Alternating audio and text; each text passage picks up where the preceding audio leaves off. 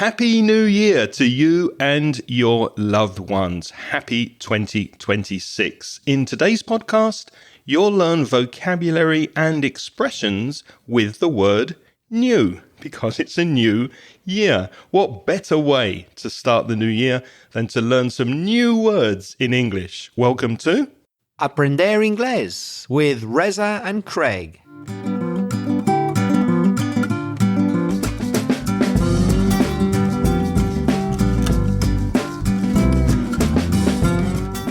Hello and welcome, especially if you're a new listener to the podcast. My name's Craig. And my name's Reza. And with nearly 60 years of teaching English between us, we'll help you improve your English and take it to the next level. Happy New Year, future Reza. How are you?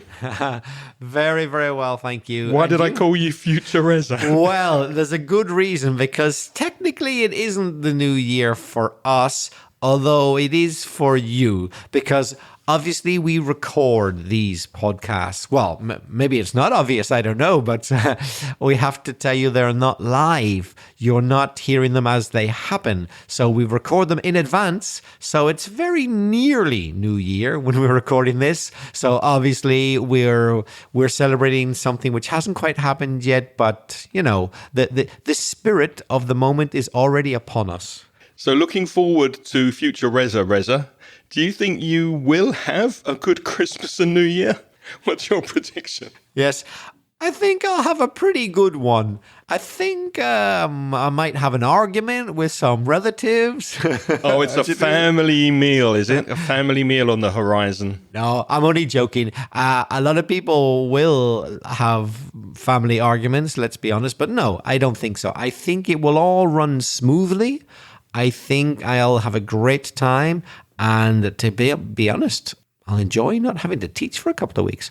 Much as I love teaching, it is nice to get a break once in a while. Yeah, I think we all need a break at the end of the year. And what better way to start the new year than with our sponsor, italki. This week's episode is sponsored by italki. They are a website that bring together students of languages and teachers of languages. They provide private lessons that are tailored to each individual student, so you get exactly what you're looking for. And on the italki website, there's a wide variety of teachers that are waiting to help you with your English. Yes, you can get a huge range of native speakers with different accents. Not only that, but you can do general English for all purposes. You could ask for someone to teach you business English. It could be exam preparation. It could be English for specific purposes. Pretty much anything you can think of is covered at italki. So flexibility is the key word, not only as regards teachers, but also, above all, when it comes to scheduling classes. Whenever and wherever you want, because it's online, with no weekly or monthly subscription. You just pay per class. italki is the place for you. So if you'd like to find out more, just go to the website inglespodcast.com, and this episode is 603. So go to the link inglespodcast.com/603. There you can sign up with italki for free, and you can book your first class. However, please use the promotional code INGLES1, INGLES1, when you decide to pay for your first lesson in English, and you'll get a €5 discount on your first class of at least €10. So the link is in the show notes, inglespodcast.com/603. And thank you, italki, for sponsoring Aprender Inglés with Reza and Craig. So, Craig, it's out with the old and in with the new. What does that mean? Well, because it's a new year, the previous year, the old year, has now disappeared, or it's slowly disappearing for us. And the new year is just around the corner. Are you going to make any New Year's resolutions? I don't think you do usually, do you? No, I like to make resolutions different times in my life. I've never really associated changing something in my life. That's what a resolution is. You are resolved to change something, to find the solution to a problem. No, never been strict about doing it in New Year, although that is the tradition. For me, any time will do. So what about you? I always do it. Yeah, I fall into the trap, which means I always do the same thing that has a bad result. I buy a new diary or a new notebook. I start making plans and resolutions. And by the time I get to February, I'm not keeping any of them. So I always fall into the trap of making resolutions that I never keep. And I'll probably do it again because I'm an idiot. No, it's good to strive towards being a better you. Yeah, I'm working on the new me. So we're looking at collocations this week connected to the word new because it's a new year. And if you're working on the new me, you're trying to improve yourself and become a better person. Our first collocation is brand new, which means completely new, absolutely new, straight out of the box. True fact, Reza, we've got a brand new microwave. I don't know if you noticed in the kitchen. No, I haven't noticed. What happened with the old one? My fault. I overheated some chicken and I started smelling something burning. So I'm sniffing around the flat thinking, where's that horrible smell coming from? Maybe it's a neighbour's flat that's on fire. And then I noticed that the smell was coming from the microwave that had overheated. But here's the thing. The microwave stopped working, so immediately I ordered another new microwave and collected it, brought it back here. But the old one started working again. So I spent the money without needing to spend it. But now we have a brand new microwave. What are you going to do with the old one? Oh, I'll give it to someone or throw it away. It's about 25 years old. And I think when it starts smelling like that, it's a danger. It could catch fire. So to be safe, to be on the safe side, we've got a new one. So it's not just new, it's brand new, you said. Really, really new. Straight out of the box from the factory. Craig, will you be starting any new chapters in your life? For example, I could say to you, starting university felt like a new chapter in her life. So it was her first time. She'd just come from school. It was a new chapter, like a book. Imagine your life is a book. So if you start a new chapter, it's a new part of the story of your life. What about you? Will any new chapters be starting in your life?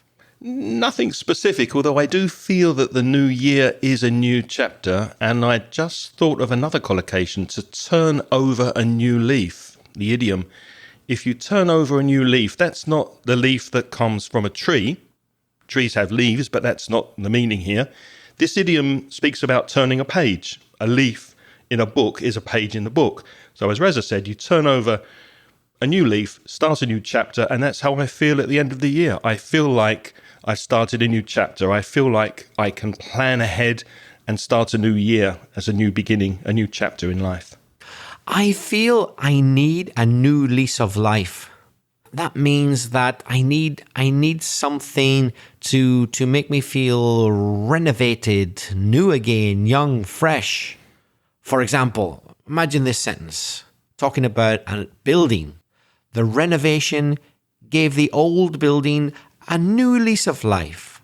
So buildings can be 200, 300, 400 years old, but if you renovate them, if you do things to fix them, make them look nicer, it gives them a new lease of life. Well, the same thing can happen to a person. For example, you could start going to the gym every day, or you could start to meditate, or you could simply take a new attitude and think, you know what? My life's really good. I'm very lucky. And it might make you feel a lot better, and you would have a new lease of life. That's an interesting example. A renovation gave the old building a new lease of life because you sign a lease like a contract when you rent a property. But I don't think there's a connection there, is there?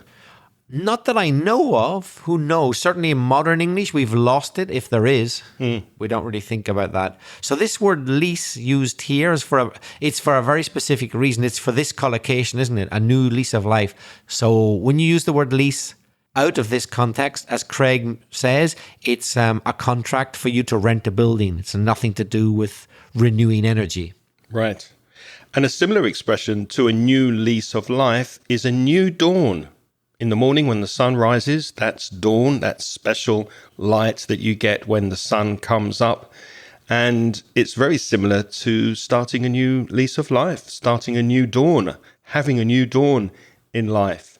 Here's an example. Many hoped the election and the new politician would mark a new dawn for the country. And we know how that went. Yes, it doesn't often actually happen, does it? Although, as Craig said, it's very commonly associated with politics, this expression, new dawn. Another expression that politicians and other people like to use a lot is new blood. For example, the team could be the cabinet, the government needs new blood to bring in fresh ideas. That's the sort of thing that important organizations, even governments, will talk about. They need new blood. Sports teams as well will often use that expression. So new blood brings in a new sense of life and vitality to a group. And be careful of the pronunciation there of the word blood, because the double O in words can sometimes have an oo sound, like food or mood. But with words like blood or flood, it's an sound, new blood. Listeners, would you like to know the rule? There is none. You have to learn the words individually. Yep, because you were immediately thinking, well, just tell us, how does it work? English is like that. There's no fixed rule. Another collocation with new is to have a new perspective on something. Notice the preposition there, to have a new perspective on something, on life or on work, for example. Living abroad gave me a new perspective on life. When I moved to Spain from the UK, it gave me a new perspective on life. I feel more relaxed in Spain. I think I'm more easygoing. So do you agree with that? Or did moving here give you a new perspective? Yes. More easygoing is an interesting one in some ways, but not in other ways. I think generally speaking, Spanish people are reasonable. They get into fewer serious fights than perhaps British. Physical fights than British or Irish people. However, they're prepared to, shout at each other more freely, I would say even, would you, than British or Irish people? Yeah. In that respect, they're not as reserved as the British. But when the British lose their temper, often through alcohol, then they can get very violent and very aggressive, which I haven't seen in Spain. I feel a lot safer here. Our next expression is a new insight. That's INSIGHT, insight. So a new insight into something means that you get a new information, or you get to see something or understand it in a different way. For example, the report offers new insight into customer behavior. Yes, reports are very useful vehicles to give you insight, particularly new insight. Information you didn't know before can appear in a report, and it might explain problem solutions that you could think about, what people really think, because quite often statistics are collected about opinions. So reports are useful to offer new insight into things. Yeah, it's like a fresh understanding of something, isn't it? Quite similar to the previous collocation, new perspective, new insight.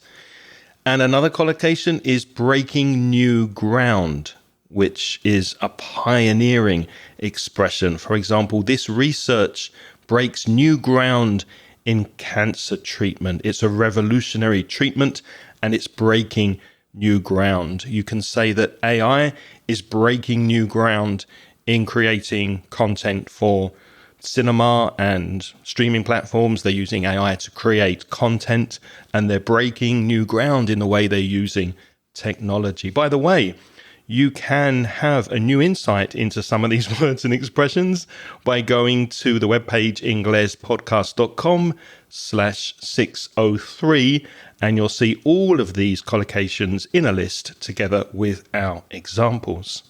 A similar expression to break new ground, also with the word new, is when you talk about a new initiative. So break new ground uses the verb break, whereas new initiative is a noun there. But the meaning's the same. For example, the company launched a new initiative to reduce waste. In other words, the thing they did broke new ground. It was a new initiative, so it broke new ground. Or we could even change break new ground into an adjective. In other words, it was groundbreaking. If something breaks new ground, if it's a new initiative, it's groundbreaking.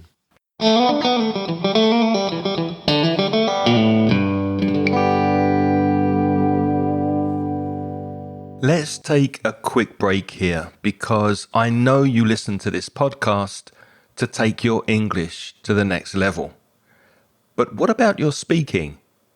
Is your fluency improving? Are you happy with your speaking skills? My conversation course focuses on making you a more confident and more fluent English speaker. You'll join me and a small group of motivated students, and we'll meet on Zoom and have topical discussions, role plays, debates, and presentations that will expand your vocabulary and help you express yourself effectively in English. So be proactive and take the first step towards becoming a confident and fluent English speaker.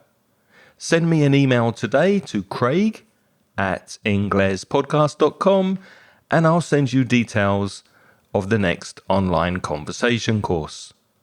Thanks for listening. Now let's get back to the podcast.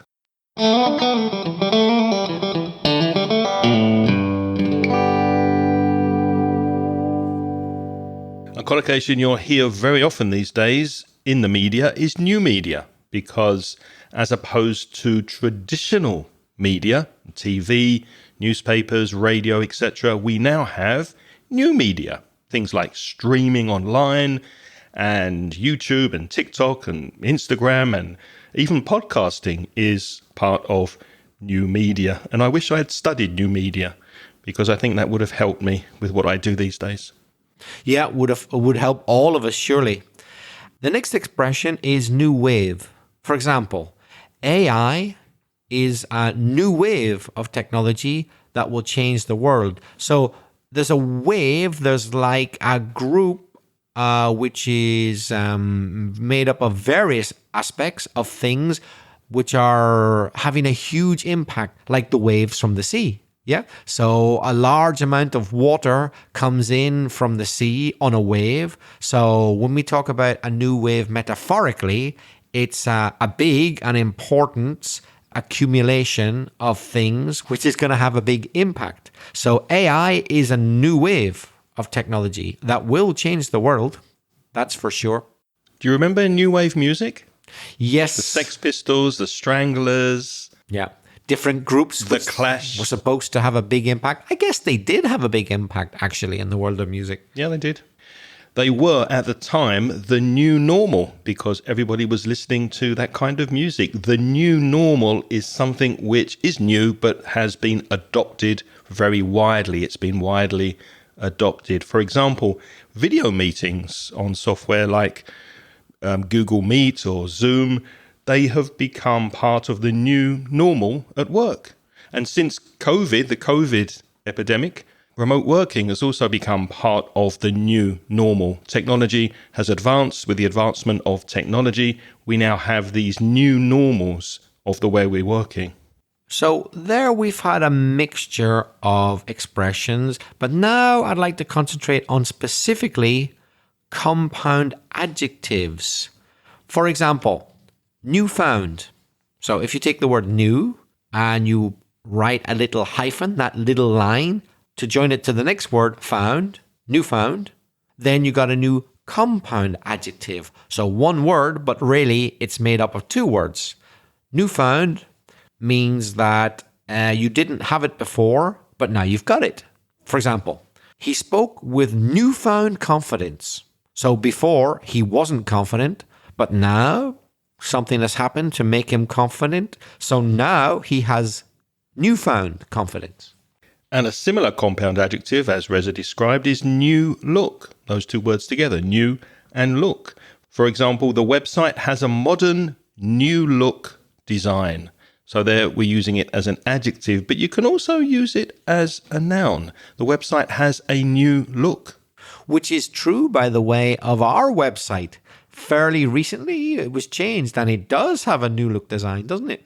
Yeah, there are some problems with it. It's work in progress. I haven't had time to improve it, but it is a new look, and slowly we'll get there. Probably by the time it's working perfectly, we'll need to have a new look design once more. But at the moment, it's just about working. There are also some fixed expressions that use the word new, such as good as new. That's a very common expression. I fixed my old electric razor. Now it's as good as new. So it isn't new, it's old, but it works in the same way as a new one. It's as good as new. There is a word that's quite confusing for some language learners, for English learners, and that's the word news. N-E-W-S. Now, it has an S at the end. You think, oh, it must be plural.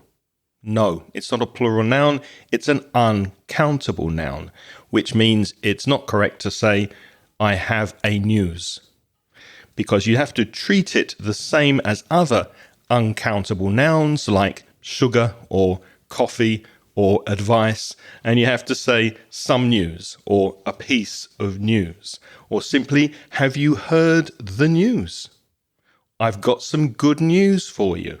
So be careful of that word news. It's confusing, it's deceptive, it has an S, but treat it as what it is, which is an uncountable noun.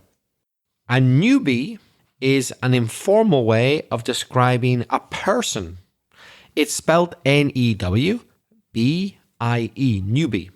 For example, I'm still a newbie at editing video. I'm not very good at it. I'm still learning how to do it. I'm new to it. So I'm a person who is doing it, but has a lot to learn. I'm a newbie. You're not a newbie podcaster, though, are you? No, that's for sure. I've been podcasting for over 10 years now, isn't it? You're an old hand at it, you could say. The opposite of a newbie. Yeah.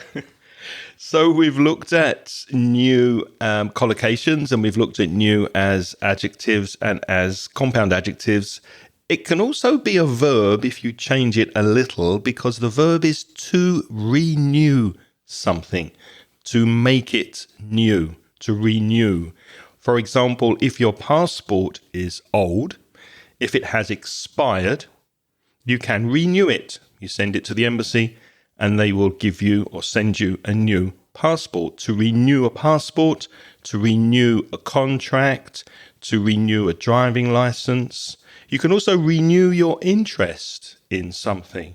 For example, I've started reading fiction again. I used to read a lot of fiction, and for a few years I stopped, but I have a renewed interest in reading fiction. So my interest has been renewed. And there's a word which is an adjective which comes from the verb renew, which is very important these days, and that's the adjective renewable.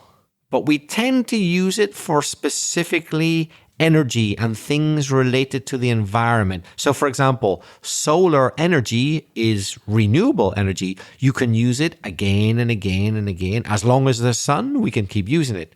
So oil and coal are not renewable. Once you burn them and you get the energy, that's it. It's gone. There'll be no more energy. But the sun's energy is renewable. It can be renewed as long as the sun still exists. It's sometimes used as a noun, isn't it? Have you heard renewables as well? Yes, are renewable. Yeah, you can put a renewable. Exactly. You can turn that adjective into a noun. So solar energy is a renewable, you could say. So we've gone through nouns, adjectives, verbs. Let's look at some adverbs from the word new. And as we've said many times on the podcast, in most situations, but not all, you can just change the word to an adverb by adding ly. That's very common. So new becomes newly. For example, newly qualified. Here's a question for you, Reza. Would you prefer to be operated on by a newly qualified surgeon who's very keen and enthusiastic and motivated, or an old, experienced surgeon who may be tired of doing his job, so many operations, he's not so awake, he's not so motivated? Oh, now that's a good question. I'd prefer someone in the middle. But you're not giving me that option, right? No. That's a really good question. Wow. I think, well, the newly qualified person, although they're newly qualified, I would want to know if they'd ever done the operation before. If they've never done it before, then I wouldn't want them. No, I would prefer the older guy. What about you? Probably the same, yeah. Have you done this before? Have you done a heart transplant? Well, only on monkeys. Yeah, probably the experienced person. It's funny you should ask this because I have a feeling that I was kind of in this position. I don't know for sure, but a few years ago I had to have an operation. It was on my nose to do with snoring. Yeah, I remember that. You know, whenever you make that noise, you know, when you're sleeping, and also just to generally see if they could improve how I sleep. So they did that operation. While they do that operation, they also investigate to see what else is going on. They said, well, you know, actually, I think you would benefit hugely from another operation because what we've done isn't going to solve your problem that much, but this other operation would. And it was quite a major operation. And I read up about it, and it would have had huge consequences in the short term. But here's the thing. The doctor was really pretty young. And I had the feeling, she didn't say this, but I had the feeling that she just wanted to kind of get practice. I know it sounds terrible, but she was pretty newly qualified, I would say. And I think that she wanted to practice. And maybe I did need the operation, but I didn't feel it was that urgent. And I thought, she wants to get a bit of practice in. That's a bit like cutting off your nose to spite your face. So to speak, yeah. And that's one of the reasons I turned them down. So I could have had this operation free. What does turn them down mean? To turn down is to reject. You know, I could have had this operation free on the health service. It might have given me a new lease of life. A new nose. If it had been successful, but I turned it down. Partly because I thought the doctor just really wanted to get practice. I didn't think it was that necessary, because if it was so necessary, why hadn't she told me before that? Do you think I'm being too cynical? Oh, I don't know. Do you think she was newly qualified? Yeah. She was very young. Yeah. Yeah. It's hard to say, isn't it? Who knows? Who knows? Who knows? Very good. He knows, you know. Newly appointed is another common collocation. For example, a newly appointed mayor of the city, or a newly appointed prime minister, or a newly appointed head of studies in a language school. Someone who has just been given the post is newly appointed. Another very common collocation with the adverb newly is newly discovered. It goes without saying that if you've just discovered something, clearly it's new. So it's a very common collocation. From time to time, you hear about newly discovered stars or other things out there in the galaxy or in the universe. We don't know everything yet. We're still discovering things. So quite often they talk about newly discovered phenomena in space. There's been a newly discovered set of dinosaur prints in the north of Italy. Oh, I didn't know that. Did you hear about that? It was on the news. Yeah. Footprints of dinosaurs, millions and millions of years old, have been discovered, newly discovered, in the north of Italy, near Milan. So I don't know if Michela or Laura, who live in that area, students of mine, have heard about this, but it might be close to where they live. Yeah. Newly discovered dinosaur footprints. Now it's your turn to practice your English. Once again, we wish you all a happy new year, and we hope that you'll get a new dawn of joy and fulfillment in the coming year. But we would love to hear from you. So why don't you give us some ideas for future podcasts in 2026? Reza, how can people reach out and get in touch? Well, we think the best way is for you to leave us an audio message, a voice message.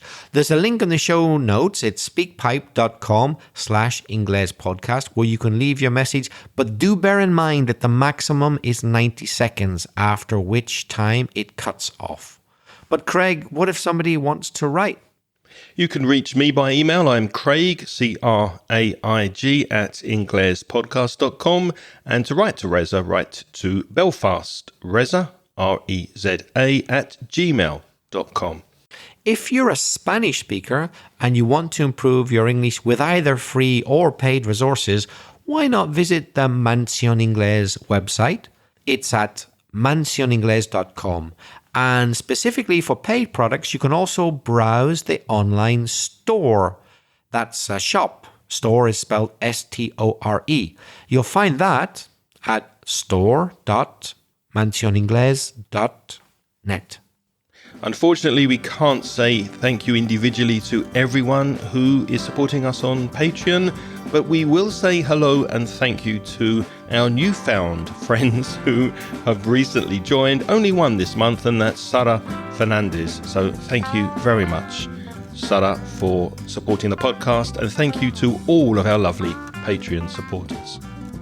Yes, thank you, Sarah. We're always happy to get some new blood into the Patreon. Absolutely. What's next week, Reza? Next week, we'll be talking about informal British English vocabulary. Cheers, mate. That's really good to hear. So look forward to some British English vocabulary next week, and we'll see if London informal vocabulary is similar to Belfast informal Bloody vocabulary. Anyway, I'll tell you. But yeah, if you enjoyed this podcast, please tell your friends so that more people can listen. And until next time, it's goodbye from Reza. And it's bye-bye from Craig. The music in this podcast is by Pitts. The track is called See You Later.